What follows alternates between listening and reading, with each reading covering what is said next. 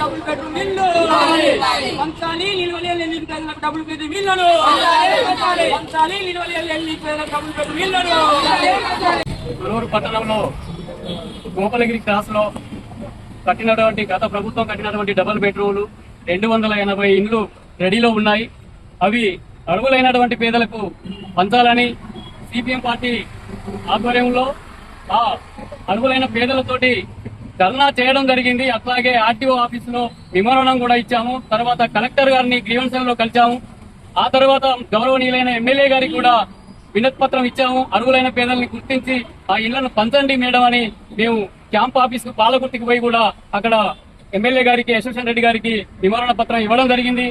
అట్లాగే ఇవన్నీ చేసినాక కూడా ఈ పేదలను వాళ్ళను దృష్టిలో పెట్టుకోకుండా ఇక్కడ ఉన్నటువంటి డబుల్ బెడ్రూమ్ పంచకుండా నిర్లక్ష్య వైఖరిగా వ్యవహరిస్తా ఉన్నారు. కాబట్టి ఈ రోజు మేము సిపిఎం పార్టీగా ఢిల్లీ నిరాహార దీక్షలను చేపట్టాము.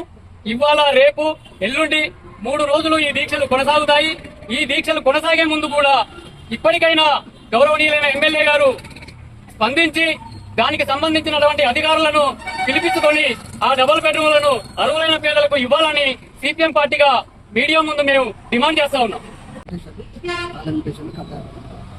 దానికంటే డబుల్ బెడ్రూమ్లు గోపాలగిరి క్రాస్ రోడ్లో 280 ఇల్లు కట్టినాయి. వాటికి పేదలకు పంచాలి అనేటువంటి సిపిఎం పార్టీగా డిమాండ్ చేస్తాం. కమిటీ ఆధ్వర్యంలో గోపాలగిరి క్రాస్ రోడ్ లో ఉన్నటువంటి డబుల్ బెడ్రూమ్లను పంచాలని, అదేవిధంగా ఎన్నోసార్లు ఈ విషయాన్ని సంబంధిత అధికారుల దృష్టికి అలాగే స్థానిక ఎమ్మెల్యే యశ్వంత్ దృష్టికి తీసుకుపోవడం జరిగింది. ఆయన స్పందించలేదు.